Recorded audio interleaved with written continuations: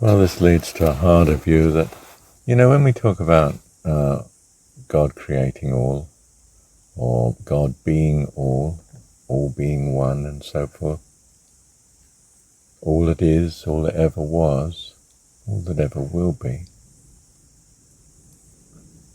And that clearly includes the experience of uncertainty and contradiction.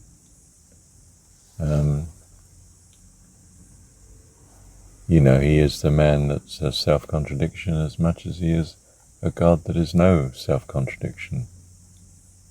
He both is and is not, both being and not being. The very concept couldn't exist but for him.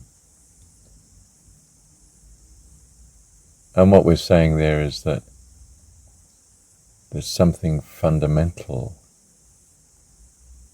about uncertainty and contradiction, and that what we appreciate of God is the separating out of the two. We put certainty and consistency, reliability on one side, and inconsistency and contradiction and on the other, and the one we call existence and creation, and the other we call non-existence, not true, not valid, not relevant, not so. But it's simply that our God is using, if you like, one half of the picture, and we're running with that. And you could say he's running with that, in that he leaves the chaos outside, beyond. But you can equally say that the chaos of uncertainty, contradiction, the soup of the primordial being is himself, and he's sifted it out so that we have, for instance, the material universe, which is highly consistent, rational, holds together, ever-changing. Things are transitory in that sense, but following extraordinary laws and rules that if they change slowly. And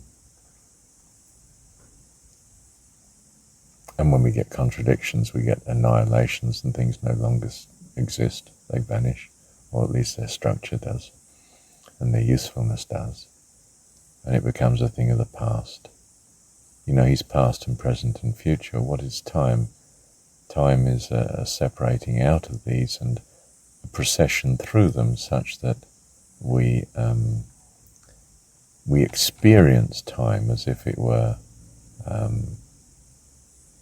particular directional motion through a series of pictures that, and in particular that we hold to be largely consistent, and so we see it as the material universe. So if the chaos exists, it's because of God, and if God, or is God, and he chooses to make of himself what he has made, and to make what he has made, and it's all in himself. That empty void of space, not so empty. It's an extraordinary chaos of contradictions that appears to us as nothing at all, but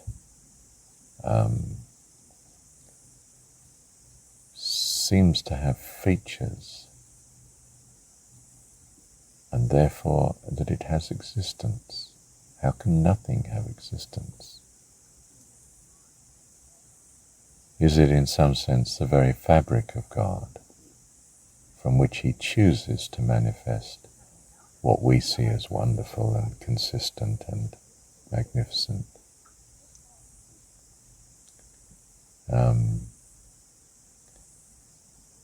We only choose the bit of the person we know that we like. We discount the rest, or don't know the rest, or ignore the rest. And we run with it for as long as we can until we find there are certain inharmonies between the two of us, and then we drop each other and sail on to relationships new.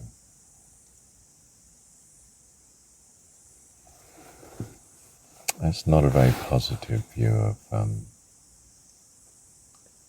our situation. We could say that what God has done is He's overcome the chaos that He would otherwise have been. And that's what we are doing as children of God. We come in a sort of chaos, in a magnificently made body and universe, material universe, and we work out a spiritual chaos. It refines us until we become as God, in the sense of an adult that was a child of God before. And how far we come in that process here in this material world, I'm not sure. There may be many processes way beyond our contemplation that achieve it. That doesn't mean to say that what we can, goodness gracious, what we can achieve here isn't in some sense,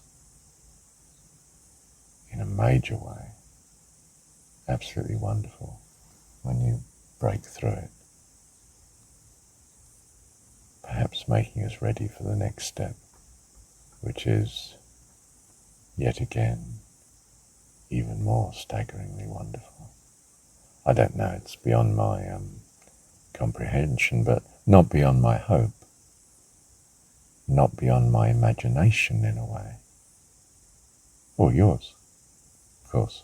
Don't mean to grandiose myself, aggrandize myself.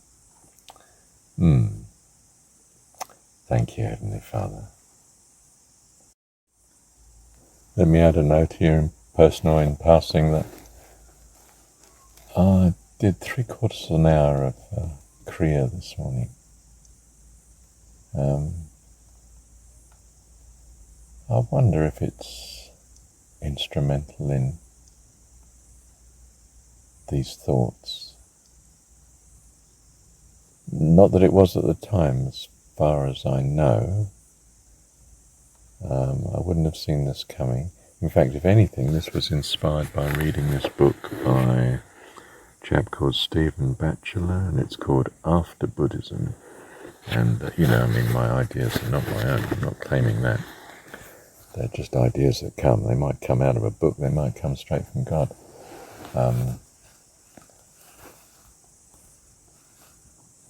Yes. Did wonder if the Kriya is particularly contributing to what I understand to be insights. There's always the element of uncertainty, of course, but I certainly feel it to be an amazing progress in thought and grasp of this whole question of the spiritual. Thank you, Heavenly Father.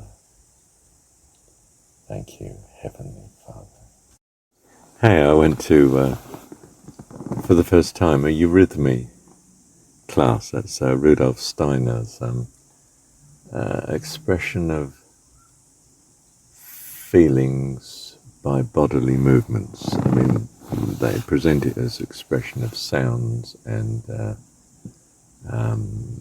speech in the form of movement, steps forward and arm movements and so forth, way you're holding your head and so on. On the grounds, I think, perhaps fundamentally, that you can tell from body posture what our feelings are, deeper than our thoughts, what our feelings are. It's reflected, you're looking down, which means you're either sad or you're,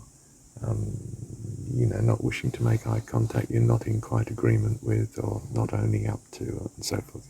I don't know. But, so that, well, I did that for the first time today, and it's from my incredibly worldly academic point of view, incredibly impractical, fanciful, but some lovely people there. There's something in them again that I just take to and love. A sweetness, I might say. A loyalty to a sweetness that I would not have owned before. And something in me makes me quite happy to own it now, to reach out to it, into it. It's Rudolf Steiner, of course. It's his baby, really. Something he initiated. Yeah. You wouldn't think a 73-year-old man would consider such major changes and trying such things, would you? Taste and see, though. See if the Lord is good. Taste and see. Check a thing out. Not if it's too risky, of course. Christians won't go anywhere near most of this stuff, They wouldn't touch it. With a barge pole, it's far too dangerous. And you need someone who's, what they would see as grossly overconfident to be risking such a thing. But I claim that my confidence is a consequence of love and devotion to, dare I say it, a God that represents what I value. And I actually think that we all value at heart. I'm still cautious of this notion that some people have bad motives and evil intent. And yet clearly the world looks so ghastly at times that it does seem to be true. That some people are just evil. But I want to believe otherwise. Not that they're not being evil, or not that they're not causing great harm. Goodness gracious. Some appalling things have been done, haven't they? We're not going into that. But that I'd rather believe it were a consequence of earnest ignorance than earnest love of harm, love of destruction, because I don't see how any can last with such a foundation. They would be self-destruct, and you can say, well, all man is self-destruct. They all die. Yes, okay. I take your point.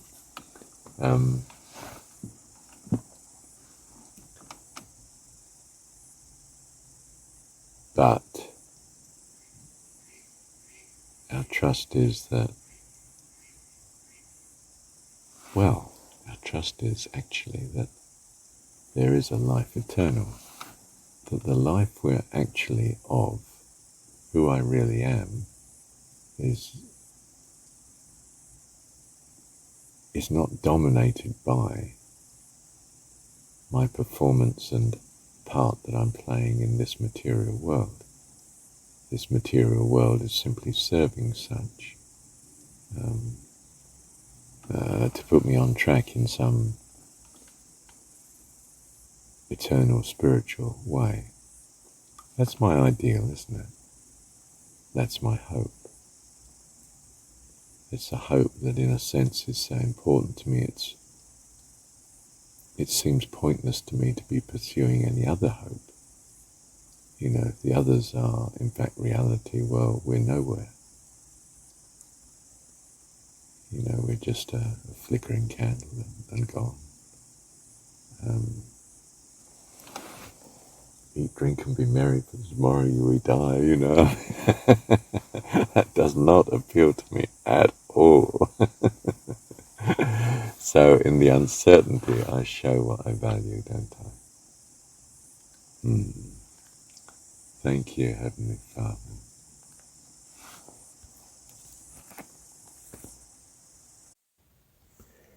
You see, I think uncertainty gives freedom. Freedom to risk choosing and therefore experiencing that which could bring annihilation and may, in the context of living here in this universe. But this is the universe of the transitory, and even annihilations are transitory. The planet exhibits a constant cyclic renewal. In a sense, many lives are experienced without them being eternal. If you like, deaths are experienced, but they're not eternal. They're just conceived or feared to be such that you get an experience sufficient to give you a taste of whether you like this or you don't, which way to go. Oh, not doing that again. That's, oh yes, who wants annihilation? That's not fun. I'm not choosing that. Do you see, we have an incredible drive, propensity to choose life. Else we wouldn't be here. He's put his very self, you see, in us to become as he is. Utterly wonderful. Love you, Dad.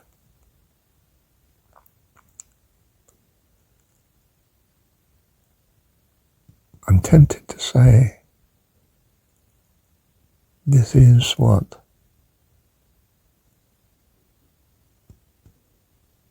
the ancient mystery is really telling us, that God chose to put himself through these experiences that we have, that we might become wonderful, independent, fully fledged beings, eternal beings, of course, as himself. I don't mean a clone of, an identical.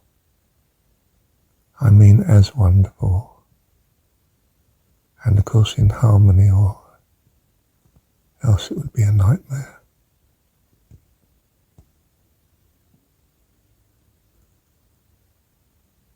My trust is to be in you, Dad. I just want to love you with all my heart, soul, mind and strength. By your grace and your loving kindness. Wonderful one, I abide in your embrace. By your goodness, by your grace. Love you, Dad. Thank you, Dad.